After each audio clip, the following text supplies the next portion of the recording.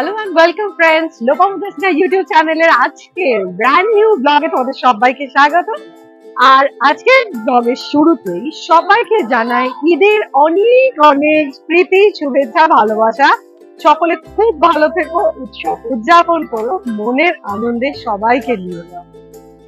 দেখো, তোমরা যখন ব্লগটা দেখছো তখন কিন্তু অলরেডি ঈদ সমাপন হয়েছে, কিন্তু আমি এই ভিডিওটা করতে যখন চলে এসেছি নাখোদা মসজিদের খুব কাছে, মানে জাকারিয়া স্ট্রিটে, তখন কিন্তু ঈদের প্রাক মুহূর্ত।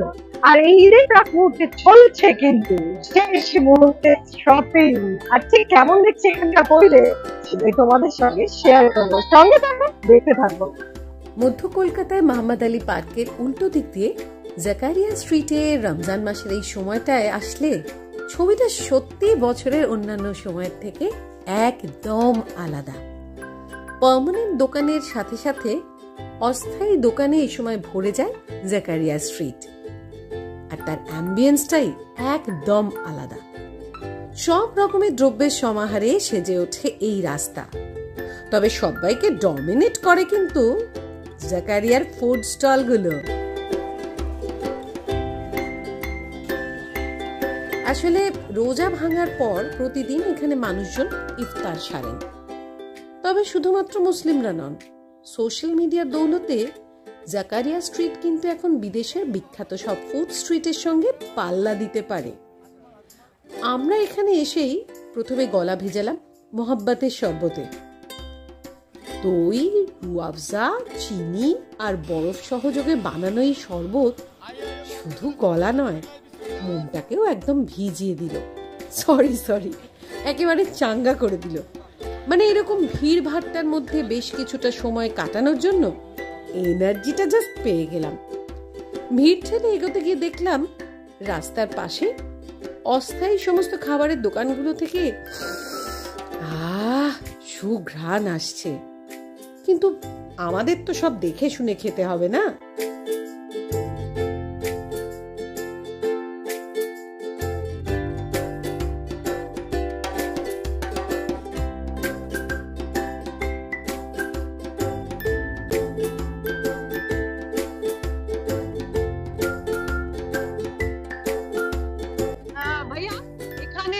জিনিসগুলো রয়েছে, মানে ये सब क्या क्या बोलते हैं, इसको नाम क्या है? এটা নান রুটি আছে, এটা পাটনা কামাল আছে, এটা বকরখানি আছে। চোখে পড়লো মাবা এই নান রুটি বা বকরখানি দোকানগুলো দেখে। এটা নারকল বকরখানি। अच्छा, इसका प्राइस कितना है? ওটা नारकल का 80 रुपए का, मावा की खोआ का 100 रुपए है, ये वाला नान का 30 रुपए की। अच्छा, ये सब किसके साथ खाते हैं? दूध के साथ खाइए, चाय के साथ खाइए, सालन के साथ भी खा सकते हैं आप। ठीक है, शुद्ध भी खा सकते हैं। ठीक है, तो अब हमको एक मावा बखरखानी दीजिए। মাওয়া বকরখানি নিয়ে এইবার আমার ইচ্ছা কিন্তু ডেলি 6-এ বসে আরাম করে একটু কাবাব খাবো, কারণ এটা এখানকার অন্যতম একটি কাবাবের দোকান।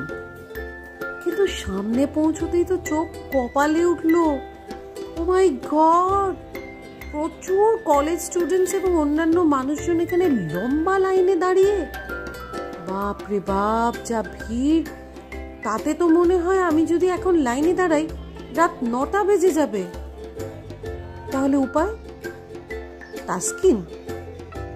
ও বাবা, সেখানেও তো তথই বচ অবস্থা।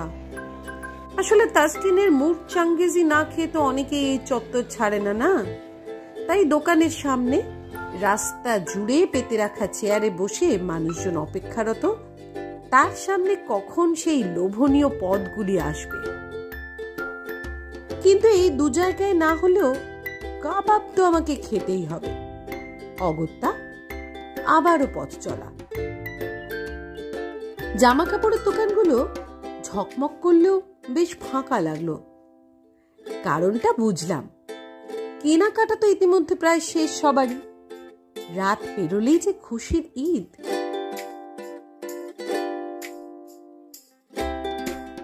এই যে এসে গেলাম লখনৌ কাকোরি কাবাবের সামনে।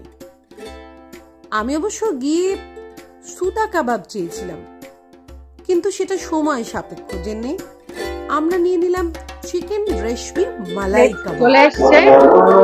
রেশমি মালাই কাবাবে টেস্ট করে নেব।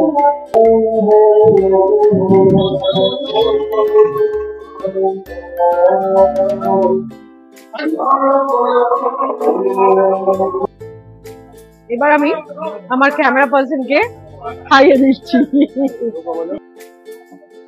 আমি একলা খাচ্ছি না, এরকম তো ভেবো না যে সব খাবার আমি একলা খেয়েছি, আমার ক্যামেরা পার্সনকে খাওয়াবো।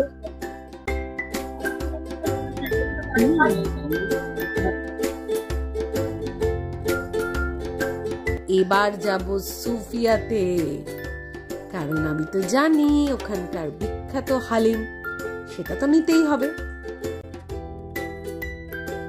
भैया ये जो हम लिए हैं इसको तो हालिम कहते हैं, आपके इधर सूफिया में इसको दालिम क्यों लिखा है? दलीम लिखने का रीजन ये है कि हम लोग एक नाम है, ठीक है, हमारे हुजूर का, अल्लाह पाक का 99 नाम है, उसमें एक मुस्लिम का भी नाम है, उनका नाम है हलीम। इसके वजह से उनका नाम न लेके के हम उसको नाम कर दिए दलीम, क्योंकि ये दाल से बनता है, इसलिए दलीम बोलते हैं। मतलब ओरिजिनली ये दालिम है जो आपके कोई बुजुर्ग लोगों के नाम लेके इसको हालिम कहते हैं। सूफिया में कोई भी आइटम खाइए सब बेस्ट है, मेरे यहाँ दाल भी खाएंगे वो भी सही है। अच्छा, तो फिर हमने तो आज बहुत सारे कबाब वगैरह शरबतें ये सब खा लिए हैं, इसलिए हम इसको पैक कर लिए हैं, तो घर में जाके सबके साथ डिनर करेंगे। ये अच्छी खुशी की बात है, कैसा लगेगा बताइए खा कर। जरूर, आपको ईद मुबारक। आपको भी आप এই মুহূর্তে আমি দাঁড়িয়ে রয়েছি নাকোদা মসজিদের সামনে। চারপাশে আলো কিন্তু আস্তে আস্তে নিভু নিভু হচ্ছে, প্রকৃতির আলো নিভু নিভু হলো, বাইরে কিন্তু আস্তে আস্তে রঙিন আলো জ্বলে উঠেছে। আর এই রঙিন আলো জ্বলে ওঠার সঙ্গে সঙ্গে সবাই খুব উদ্গ্রীব হয়ে রয়েছে যে কখন এই নাকোদা মসজিদ থেকে ইমাম তার বক্তব্য রাখবেন যে আজ আকাশে ঈদের চাঁদ দেখা দিয়েছে এবং আগামীকাল ঈদ উদযাপন হবে। বন্ধুরা, তোমরা কিন্তু ঈদ সমাপন হয়ে যাওয়ার পর এই ব্লগ যদিও দেখছো, কিন্তু আমি আজকে রীতিমতো এখানে একটা উৎসবের মেজাজের মধ্যে রয়েছি। দারুণ লাগছে, দারুণ।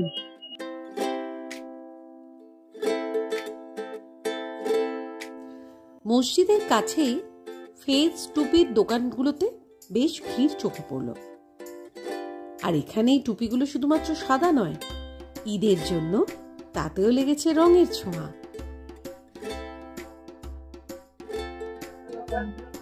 রাস্তার ধারের দোকানগুলোতে দেখলাম প্রচুর সেমুইয়ের সম্ভার।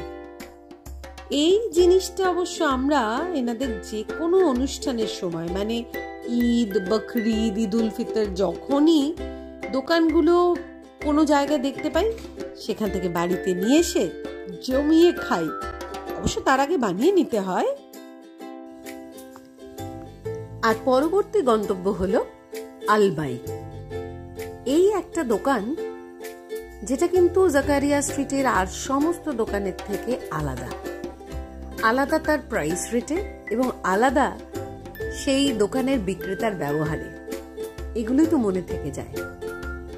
জাকারিয়া স্ট্রিট জুড়ে প্রচুর চিকেন, মাটন, বিফের দোকান থাকলেও এই দোকানটাতে কিন্তু স্পেশালি মাছ পাওয়া যায়। ইয়েস, একদম ঠিক শুনেছ। এখানে পাওয়া যায় কাতলা ফ্রাই, ভেটকি ফ্রাই, সাথে চিকেন ফ্রাইও। अच्छा, ये अलबाइक आपके कितने पुराने दुकान है? मेरे ये अलबाइक अल्हम्दुलिल्लाह 13 साल हो गए। आपके इधर जो स्पेशलिटी हमने देखा है कि दूसरी जगह पे कहीं भी फिश आइटम नहीं रहते, आपके इधर फिश है? जी हाँ, बिल्कुल है। भेटकी या कतला है, सिर्फ रमजान के लिए हम लोग रखते हैं।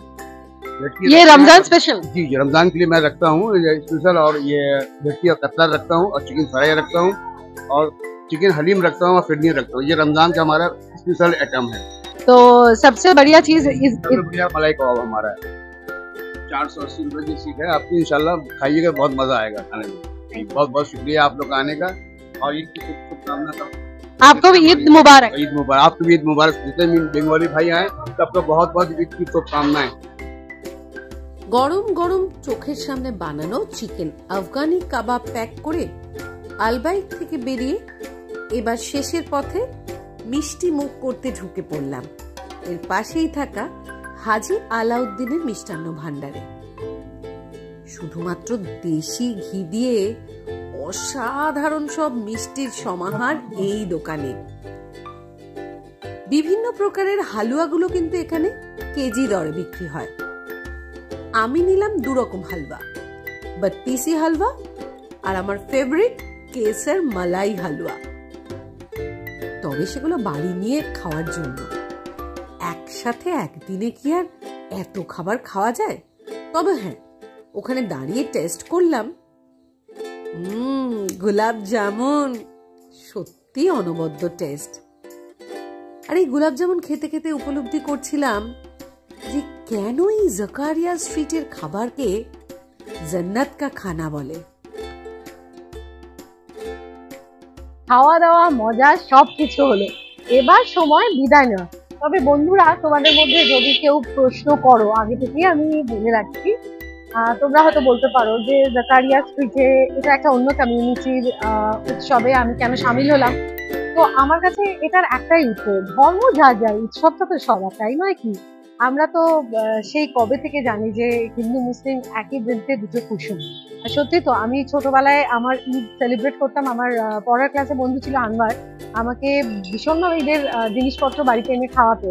পরে বড় হয়ে আমি যখন প্রেসিডেন্সি কলেজে পড়ি, তখন আমার বন্ধু ছিল বাংলাদেশের তাশরিফ। পরবর্তী সময়ে আমি যখন কর্মক্ষেত্রে কাজ করছি, তখন অনেক বন্ধু হয়। এমনকি একজন আমার সাতকাহনী জামাইয়ের ক্যারেক্টার প্লে করেছিল রাজ্জাক, ওর সঙ্গেও আমার যোগাযোগ রয়েছে। তো আমরা সবাই এক, কেউ আলাদা নই। ওটা তো শুধুমাত্র একটা নামটা হচ্ছে ধর্ম, কিন্তু উৎসবটা আমরা সবাই মানতে পারি। আর তোমাদের ওই আরেকটা কথা বলে রাখলাম যে এখানেই কিন্তু জাকারিয়া স্ট্রিটের খাবার দাবার শেষ হচ্ছে না। তার কারণ হচ্ছে পার্মানেন্ট দোকানগুলো সারা বছরই থাকে। এখানে যে তোমরা বিভিন্ন ভ্যারাইটির খাবার দাবার খেতে পারো, টেস্ট করতে পারো। আর কেমন লাগলো ভিডিওটা আমাকে অবশ্যই জানাবে। শেয়ার, কমেন্ট, সাবস্ক্রাইব এগুলো চাই। আমার পরিবারের সদস্য হতে হবে। আর নতুন চ্যানেলেও তোমাদের আশা করছি পাশে পাবো। আজ এখানেই শেষ করছি। সবার আগামী দিন খুব ভালো কাটুক, সবাই খুব ভালো থেকো, সবাইকে ভালো রেখো। আজকের মতো টাটা, ঈদ মুবারক।